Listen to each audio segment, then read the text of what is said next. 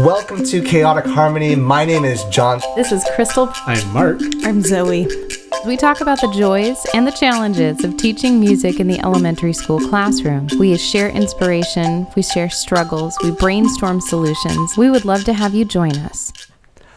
Welcome to Chaotic Harmony. I don't know what these guys are doing, but welcome. I'm trying to be normal right here. I know, I appreciate that. But I guess that kind of coincides with today's topic. All four of us are here, which is great. Mm-hmm. But we're here to talk about what happens when life hits the fan.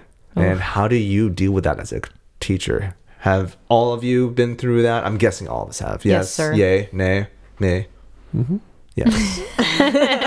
So how about, let's structure this out there before we share the positive aspects. Let's just talk about what has happened. Just name one. I know, I'm sure several things have happened, but just name an instance that's happened during your teaching career where something in your personal life was less than pleasant and it threw your whole game off.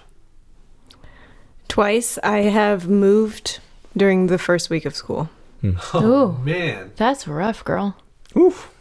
Okay.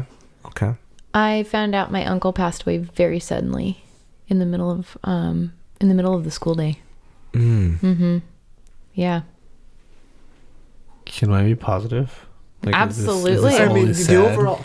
I guess I framed it in a very negative way, but no, this is all about transition. So yeah, by all means, be positive. Oh gosh, I don't have anything like that. I had a child, a little girl. Nice. Yeah, so life's very different. Okay. Mm-hmm.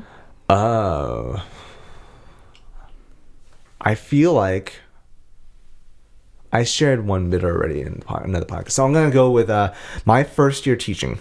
Mm-hmm.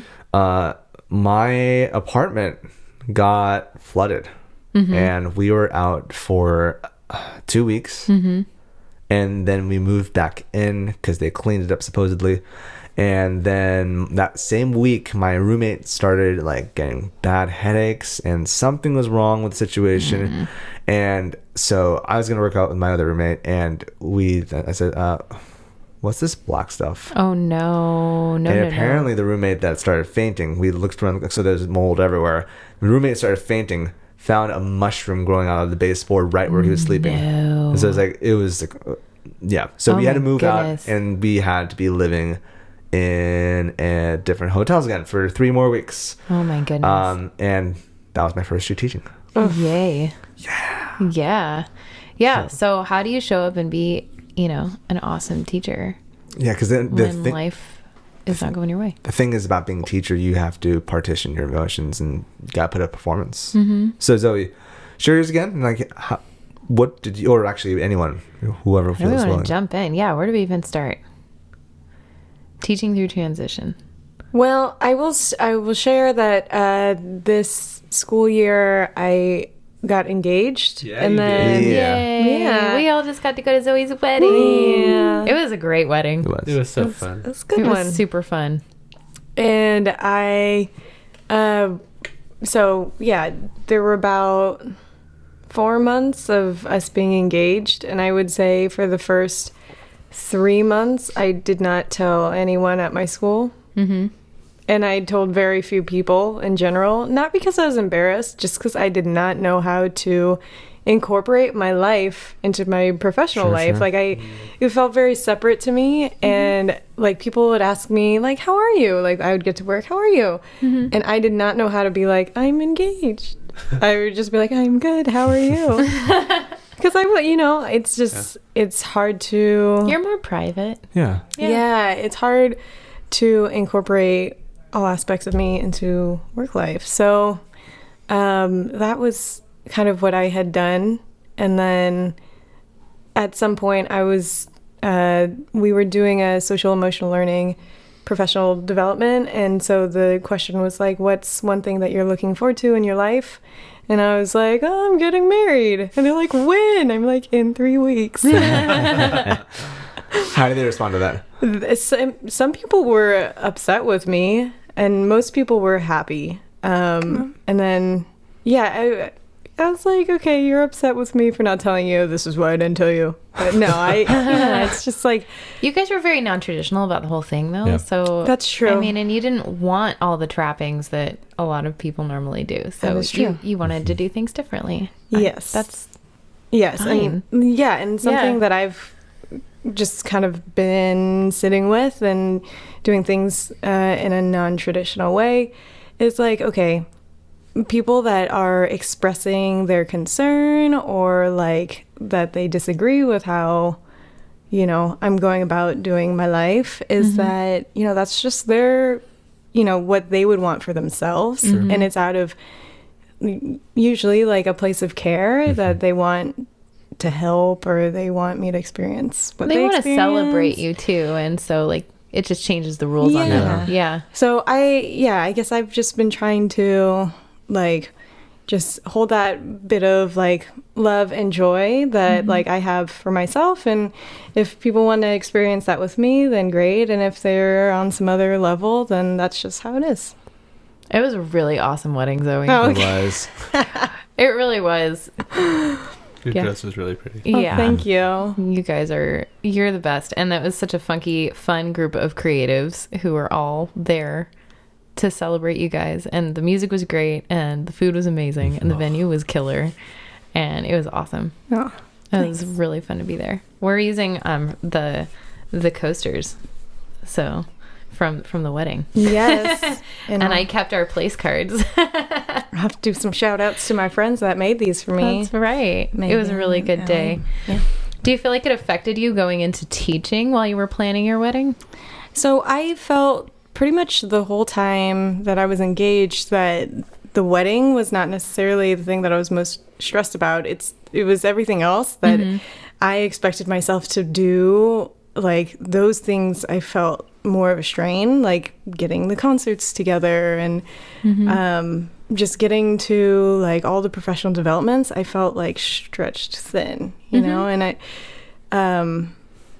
saying no to things kind of made me feel sad sometimes, because I'd be like, like I just want to be doing all the things, and then I would just be so spent that I really couldn't show up for everything. So it was like, okay, at this time in my life I have something that's important to me and I'm prioritizing, and so it inevitably is meaning that I'm gonna have to kind of like reevaluate how much of myself I'm going to be spending on other things. Yeah, and that's healthy. Yeah. I think it's so easy we have a job that can swallow you whole, and it often does. And it's really easy to just spend your whole life at work, especially when it's a passion that you do. Right. You know, like all of us are in this because we love kids and believe that what we do makes a difference. And so like it's really easy to just work really long hours and give all of your time and energy to that. Right. And we'll get to like working through grief, because I know that all of us have experienced that in some form too. And we talked about that before we started recording. But I know I can divide how I taught between like before and after I became a parent, for sure. I worked very differently, and I worked very long hours, and I was only hired part-time, but I definitely put in more than full-time hours into my teaching job.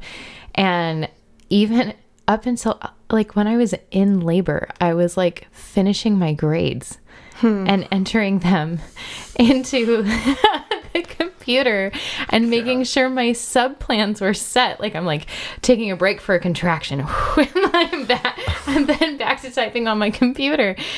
And it's ridiculous. And so like certain life events force you to look at the way you're doing things and go like, you know what, maybe that's not healthy. Yeah. And maybe I need a little bit more separation. Can you relate to that, Mark? Yeah. So Gemma was born in September of 2018. And we actually, that year at school, we were on the traditional not year-round schedule because our school had just been modernized. And so, like, we were only back for maybe, like, 2 or 3 weeks. And we were kicking off our partnership with Turner on Arts the day that Brianna went into labor. And so, like, I was conflicted because I was like, well, I'm running this PD, but, like, you need me there. And so, like, even at the beginning, it was just this, like, is it family at work, you know? And fortunately, Brianna talked some sense into me, and my principal was like, yeah, you need to leave by, we'll figure it out. And so I like your principal. Yeah, I do too. She's very, very forgiving in that aspect. And then ever since having Gemma, I approach how I interact with students a lot differently, because if I see myself treating a student who I wouldn't like want an adult to treat my kid, like it's definitely changed how I am and how I am a person and how I interact and stuff. And then just seeing those little milestones that she hits and that are just the best. She's starting to talk now, and she says words, and she says mama and dada, and her hi and bye will just melt your freaking heart. Oh my gosh, a little bye. Yeah, the best. But just like it's made me just I guess a little bit softer as a teacher, but still like holding high expectation for my kids, not just letting them kind of run around and do whatever they want, because I don't want Gemma doing that either. So like you have to set those boundaries. But yeah, and a lot of sleepless nights, more so for my wife than me, because she's kind. But yeah, I think that was one of the hardest things that I tried to navigate working. I didn't have any paid maternity leave, so the most time I could take off with each kid was about 6 weeks. And so like going back to work when I still like physically wasn't 100% was really hard, and like not sleeping and like trying to be a nice teacher when I was very, very sleep deprived and up, 4 or 5 times a night to feed the babies. It was rough, dude. But I remember finding ways to compartmentalize and center myself before I entered a room, because I never wanted to snap at a kid. And I had to be very deliberate about my planning, but also the time in which the planning happened. So work, for the first time in my career, work happened at work and work stayed at work. So even if it meant that I needed to show up an hour or 2 early, I was there and I did my work, but then I never put it in the car to take it home again. Sure. And I'm not perfect at it, but I really try to do that because it will always be there. I will always have programs to design and people to email, but I can't. Sure. Yeah. Yeah. And I think I've said it before, but you find out that there are things you don't get back. Yeah. And those win. I'm going to change my story. Do it. Because my first year, I was just a mess. As we all were. And I don't really have any story to really build off of it other than just pushing through it. It was not a fun time. Technically, you were homeless, dude. Like that's... Oh, yeah. Man, that's so rough. Yeah. Yeah. Living in hotels is not fun. For like little kids, sure. Yeah. For adults. But, yeah. No, so I've mentioned this on a podcast before. I believe it was my personal episode. Your story. Right. Yeah. Last school year, a beloved teacher of ours passed away very unexpectedly. And it shook the whole community because he was the spirit of our school. He was definitely the rallying cry. He's the person that really just carried kids' spirits up by not just teaching, but caring deeply and pushing kids where they needed to be pushed. Like, firm fashion, not traditional, firm, but loving fashion. Very communal, very community-oriented person. And 6th grade, right? 6th grade teacher. And it sucked. It was rough for everybody. And I still remember, though, the week after I was talking to one of the staff members, and just checked in with him how he's doing. He says it's fine, but it's time to move on. And I felt really off by that. Like, I understand that mentality. I understand that it's time to move on, but there's also time to grieve. What happened when he passed away? We had on-site psychologists for people to talk to them. Be it teachers or students. And I went to talk to somebody. But from what I was told, students from other classes went, but none of his students went to go in. Not a single one. And I felt this is not right. This is not right that kids don't feel don't know how to grieve. Yeah. And It's probably really scary for them it's really scary. Yeah. to reach out. Someone- to have it happen. to have but it, yeah. The Yeah. first person that died close to me was probably around my college time. For sixth graders to experience that, it just messes with them, understandably. And then they got a new Absolutely. teacher in a quarter. It's like, am I supposed to just move on? And so I decided, unlike in this situation, unlike partitioning, I decided to lean into it, into the pain. And like during the third quarter of our school, I decided for my school to sing a song by Sleeping at Last called Saturn, which is, if you read the words, they're heavy hitters. It's a heavy song. Opening line, you taught me the courage of stars before you left, how life carries on even after death. And you can read on. I'll put it in the notes below. But it was like, and I had the kids listen to the song, and I knew it'd be tough. But then I turned around, I was like, not a single red eye except for one kid. But and they're asking, kids are asking, well, why do we need to sing the songs? Like, you don't have to. If you don't want to do it, I completely understand. But there needs to be a space for you to express how you feel, because there hasn't. And this is up to you. This is not my song. This is your choir. This is you guys. It's up to you to choose. Do you want to sing this song or not? And everyone unanimously agreed, yes, this is our time to push in. And it was not an easy quarter for us to learn it, but it was probably the most impactful song that I've ever led as a teacher. And I know the students will never forget it. Yeah. Yeah. Man. And there's the difference too between when something happens in your personal life that you have to leave at the door, and when something happens to you and your students as a community and you have to lead them through their pain while you're walking through it yourself. Because the teacher who passed away was a really close friend of yours. He was, yes. Yeah. And like, you guys were a team. We were. In building the school culture.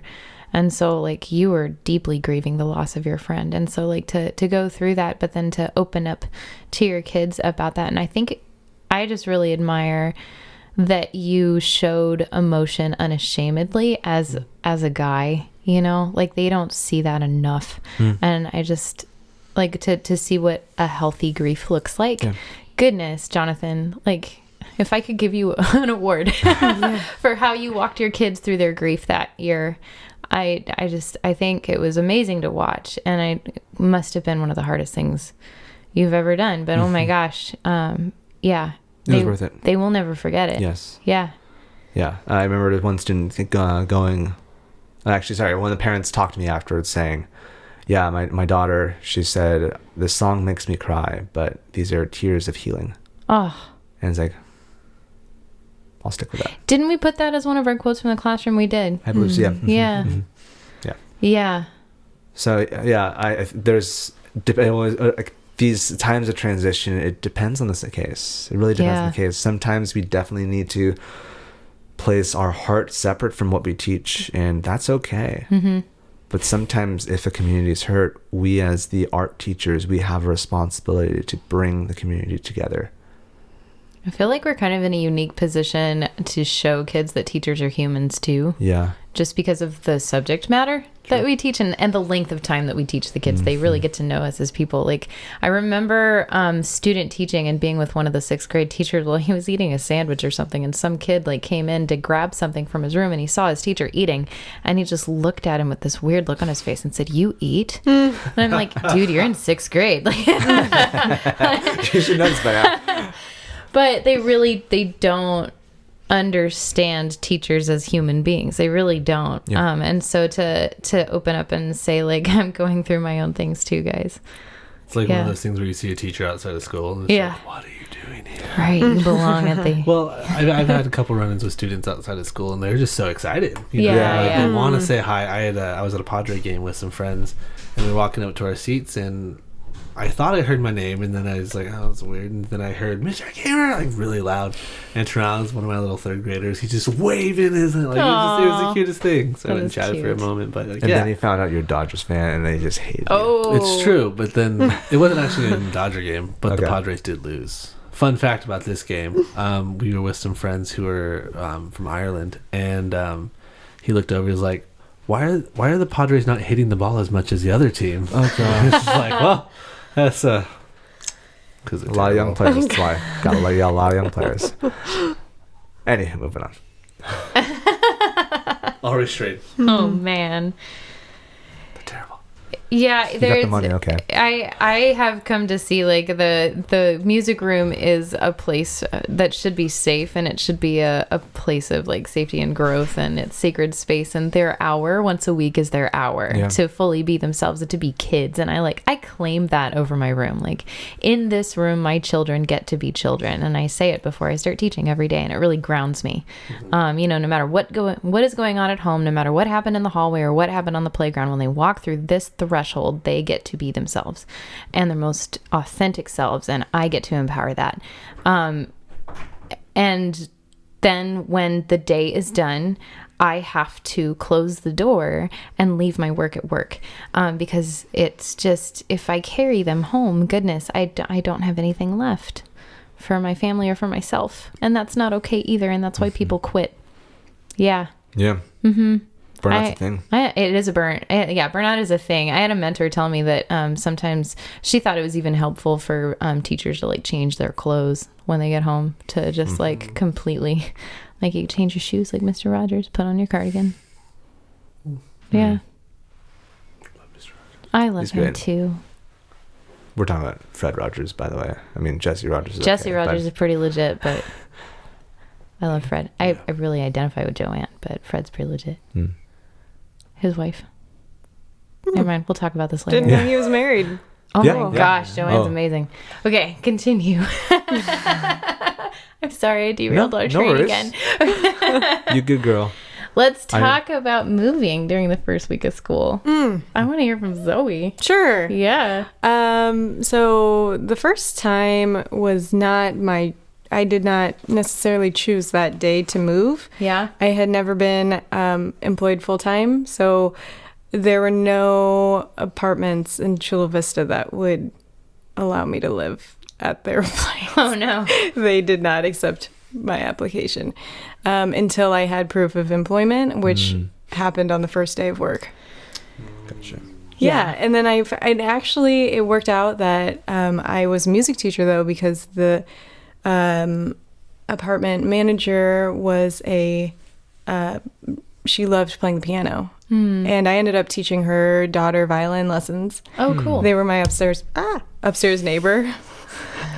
And so that worked out. She was really nice to me, and she allowed me to eventually live there. But so I moved on the first day of school, but it was tough because the 2 weeks I had arrived in Chula Vista about a month prior to the first day of school, about maybe 3 weeks. And Lowry let me stay with her while I was looking for a place to live. And it ended up taking just a really long time. So that first week of school, I was going from motel to motel. Oh my gosh. It's really hard. And, but now, I mean, I'm glad I had that experience because I have students that are homeless and they live in not in the apartments, the motels right where I was staying. And so I'm like, that's their every day. I did that for like 5 days and it was tough. So I would not advise it to anyone who's thinking about moving. Try and time it during one of your breaks. Yeah, that'd be ideal. But it was just like, okay, this is the start of the year. This is the start of a new place to live. Yeah. You had to unpack. I did. Like once you got to your place, you had to unpack and like get everything in order while you were still. Yeah, well, and that year I did not have a classroom either, so I was on the cart. Right. So I didn't have instruments either. So I was just like, I don't know what's happening. That was an adventure of a first year, huh? We were a mess. Yeah. Bits partners. Yeah.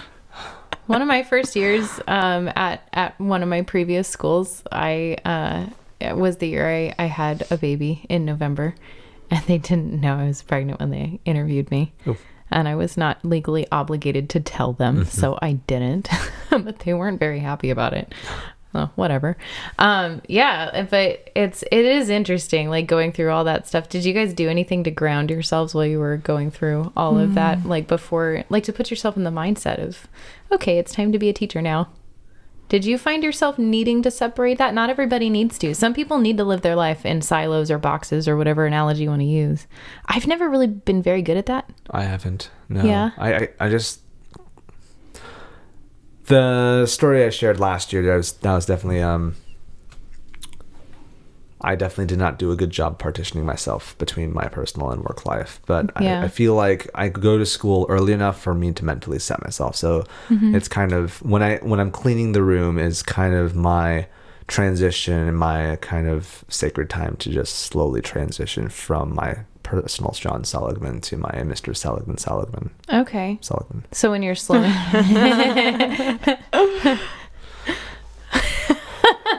When you're cleaning up at the end of the day. In the beginning, actually. And the beginning of the day. Yeah. Got it. I like that. That's good. Preparing. Mm-hmm. I think it's on my drive to work. Yeah. Yeah. I listen to sports talk radio every morning, Extra 1360. And just during that time, I'm just able to just kind of get ready for the day.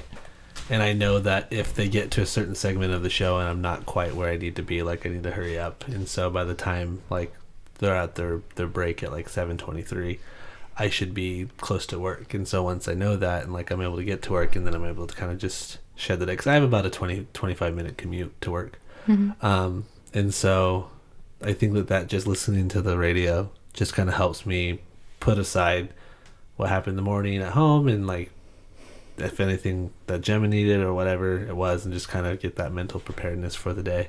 And then when I walk in my classroom, just to like, okay, let's get at it. Yeah. So I have a long commute, so it's nice. Yeah. Well, something that I've done recently, I can't think back to that time of transition. Isn't it weird how everything blurs? Whoa. Yeah. John Cena. Anyway, sorry. It was something I've been doing is vocal warm-ups on my drive to work. And that's a good idea. Yeah, I was so nervous this year about, I think because of the wedding, about losing my voice. I just had this fear that I was going to have no voice. I'd be trying to say my vows and so I talked to my voice teacher about like vocal health, like how can I stay healthy? And she suggested doing vocal warm-ups every day. And so I kind of like your talk show, like I time my vocal warm-ups. So like by the time I get down the hill, I should just be breathing. And then by the time I get to the freeway, you know, like I'll be doing, you know, just like a vocal exploration. And then by the time I get to the third exit, then I'm like into my more involved vocal warm-ups. And I find that singing is very grounding, you know, and just like, like sometimes listening to music is too stimulating for me in the morning. So just like making sounds by myself is kind of relaxing. Yeah. Oh my gosh, Jonathan. That's how John rides to work. That's right. He makes his weird human noises. Back when I was on a cart, it was really important, and before kids, it was really important for me to use my commute on the way to work to get ready for the day. I've always needed to visualize my kids before I see them and kind of think through my work day and what's going to be said and who's going to receive it and what my lesson looks like and what my desired outcomes are. So I just have to visualize them. And so now that the kids are with me in the car, my children, I have to like deposit them at school first before I can get in that zone, because they're just so dang noisy from the minute they wake up in the morning. I'm just like, I can't think. Drones. Holy moly, my house is so noisy. And it's happy little boy noise, and I'm very grateful for it. I don't take it for granted, but I also, there's no thinking space. So after I drop them off in the cafeteria in the morning, I go to my room and I clean the instruments that we're going to use, and I have like really nice natural smelling stuff like that's made out of rosemary and lavender oils. So I wipe everything down with that and the room smells nice. And I just like to think as I'm like rolling through all the rhythm sticks, like about the hands that are going to touch them. And I think about the kids that are going to walk through the door, and I sanitize the chairs and the sit spots, and I see their faces, and it just really brings me to the work that I have to do that day. Nice. Yeah. Yeah. So that's kind of what I've come to do. And kind of going back to grief and working, the day that my uncle passed, another teacher came to get me when the phone call came through. And my colleagues were really great that day. They just like took the rest of the classes for me. And it was back when I was working at a Catholic school. So I just went to the chapel and just kind of sat and did what I needed to do until I was ready to drive home. But I've had that. And then this year, one of my very best friends passed away from cancer. And so I came back to school 3 days after she passed, and I had a rough day. And it, grief comes in waves, and sometimes you think you're doing okay, and then you're not, and you're like, there's nothing I can do about the emotion that is sweeping over me right now, and you just have to let it kind of blow through you. And so I was really upfront with the kids about that one, to a 6th grade class in particular, and just said like, hey, this is what I'm going through, and I'm really sorry if I'm not my usual present patient self with you. It's not you. I want you to know that. And they received it so sweetly. They were so kind and receptive to that. And I think it meant a lot to them that I was honest with them. So walking that balance between like, what do I drop at the door and what do I have no option but to bring in with me, is really, it's tough. Yeah. We talk about educating the whole child. What about teaching from the whole self, you know? My wife and I, a few years ago, we had a miscarriage, and she was 17 weeks. And like I'm sitting here trying to think about how, because I think it happened over the weekend, and like I went back to work that Monday, and I'm trying to remember like honestly how I was, and I can't, But I think I do remember telling the kids like, hey, this happened, and we're gonna try this today. And it's just, everything just seemed to slow down quite a bit. But just trying to remember, like, we have a job to do, and what we do is healing, and just use that to your advantage. Maybe you do an activity that's more for you in that situation that the kids kind of participate in. But yeah, it was tough, and as losing anyone is. But yeah, honestly, just trying to think about what I did. I can't. I know what you mean though about time slowing down. Yeah, I've had that feeling. Yeah, it's like things get slower. Yeah, I also think it's important to tell somebody, a close colleague at your school, because I don't think I did, and I think it swallowed me up for a little bit. Wow. Yeah. So just letting someone know, like your teacher, best friend at your school, whoever, just like, hey, this is happening right now, and if I just see him off, like, can you pull me back? Yeah. And I have a couple colleagues, and in particular my VAPA colleague, Sahara. She's that person who I can go to for anything. Just like, hey, this happened. This is where I'm at. If I need some help today, can you help me? She's absolutely. And so just having that person, especially if it's a transition of grief, having somebody who's close to you and who's for you, and don't make any rash decisions during those times. I think if it's a transition of family, parenthood, marriage, whatever, there's so many different family transitions. Those are the ones I've been through, so that's what's coming to mind.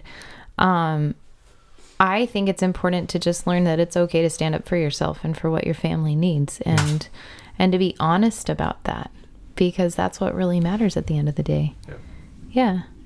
Yeah, and don't feel guilty about it. Yeah. Cool. That feels good. Yeah. It does feel good. I think we should leave that there, huh? Yeah. Cool. Well, Well, I'm very awkward now. Right turn. Going from a very sentimental to very commercial, but needed point. Yeah. Thanks, guys, for listening this week's podcast. And those who've been following us since episode 0, it's been really great having you along with us in this ride. It's been great interacting with you guys on the different social media platforms, but to make this community even bigger and to empower more people, it needs more visibility. And for more visibility, it would be very helpful if you guys could leave us a review on iTunes. And being fully honest, you can rate us 5 stars or 1 star, but just share us your feedback. We want to understand how we can make this podcast better. Also, if you have more in-depth questions, you're more than welcome to send us an email at chaoticharmonyclassroom@gmail.com. Thanks, guys. All right, back with Spiccato after the break. I want to take a quick break and thank my husband, Bryan, who's been working behind the scenes producing these episodes every week on all of the platforms and on time. But you need to know that he is first a financial planner for Mission Trails Financial. Mission Trails Financial is a partner that seeks to guide clients in the journey to financial success. They believe that people need a financial advisor that aims to provide strategies for success.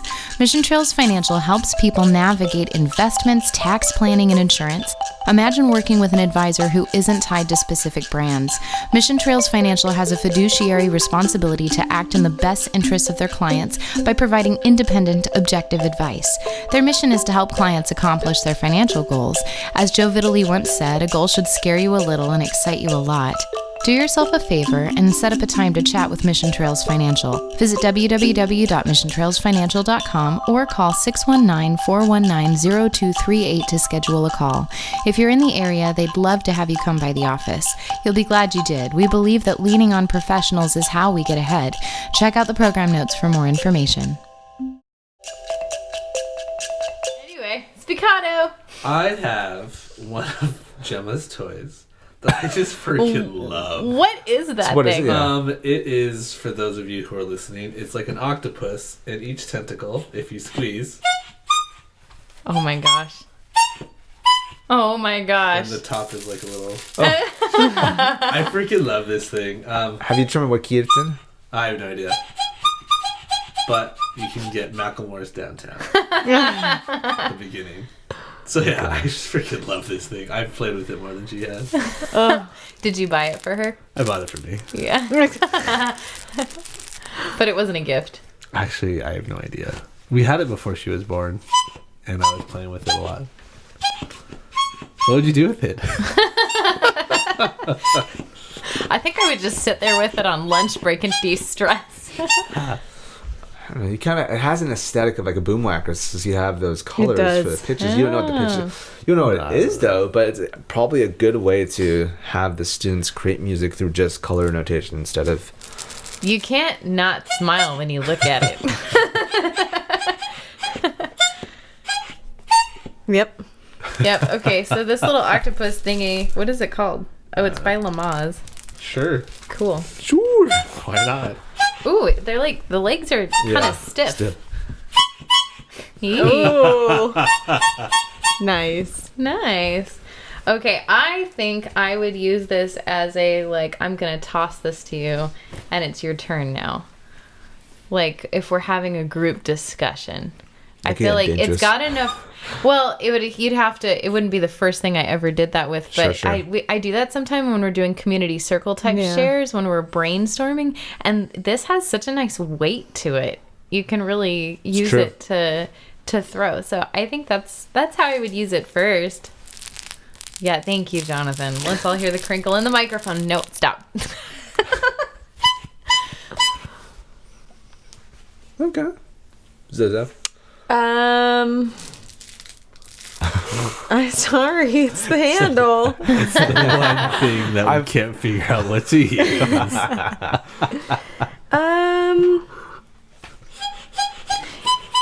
I think there would be, I would just use it as a drone. Like, find the one color that fits in the song, and someone gets to play that one. Ostinato, whatever. Yeah. Yeah, you could use it for starting pitches. Oh, That'd be pretty funny. you cross your fingers. Guys, we're playing A. I feel like you could use the top part if you were having the kids like be a fire. Sounds like a crackling fireplace. Okay. Okay. Yeah. I can dig. How would you use it, Mark? What does your daughter use it for? To hug? To hug. To love on. It's very She doesn't huggable. quite have the hand strength to squeeze it by herself. But She throw her whole body on it to make it kind do. of. But she'll describe like, I mean, that's what I want to do to it. yeah. I don't know what I'd do with it. I'd play Malcolm Moore's Down Dog. That's what I would do. Yeah. That's all I got. I like it. Ooh. Ooh. Awesome. All right. Let's sing. Cool. All right, so this is another round from the exercise songbook containing songs and rounds with physical exercise from 1855. Round of the week. The bell that's in the steeple high is ringing merrily. The bell that's in the steeple high is ringing merrily. So, girls versus boys? Yeah. Girls, here we go. The bell that's in the steeple high is ringing merrily. The bell that's in the steeple high is ringing merrily. The bell that's in the steeple high is ringing merrily. I feel like this would be so easy to add on to. I want to go ding Yes. dong, ding dong. We'll find something that works. No. Is it? There you go. There's Doe. Oh my gosh. Awesome. Okay. We brought it back crazy. to the octopus. So, Zoe, where could we find you on the socials? You can find me at Ms. Kumagai. You can find me at Finny Vappa. You can find me at Mr. Keehmer. You can find me on Instagram or Twitter at Mr. Seligman, MrSeligman. You can also contact us. We already told you about the email, but feel free to send us your thoughts at chaoticharmonyclassroom@gmail.com. Or we also tweet stuff and also post stuff on the Instas, so you can find us at CHClassroom. Also Facebook, find us on YouTube as well. Thank you guys so much for listening. Bye. The Chaotic Harmony podcast is a joint project between Crystal Pridmore, Jonathan Seligman, Zoe Kumagai, and Marc Keehmer. You can find us online at chaoticharmonyclassroom.com. You can email us at chaoticharmonyclassroom@gmail.com and let us know what you think. Give us feedback about what you would like to hear in future episodes. We're on all the socials. Find us on facebook.com/chaoticharmonyclassroom. You can find us on Twitter at CHClassroom, Instagram at Chaotic Harmony Classroom, and you can even find our episodes on YouTube. Chaotic Harmony is the name of our channel. Special thanks to Bryan Pridmore for his help with production and equipment. www.pridmoria.com.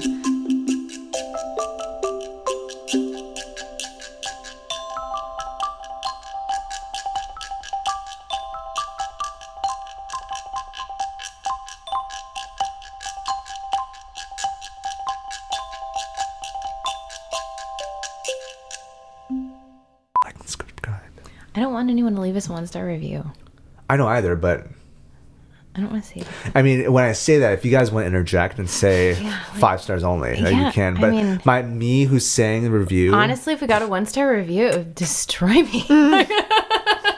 could be a troll. I can't handle I'd probably it. say, Mom, can you go take your review off, please? Well, wait, what's gonna happen is if we get a 1-star review, we're gonna cite them on the podcast. And it's like, so That's true. Jason, what's up with this? Satan's Uncle 647. Take your review down.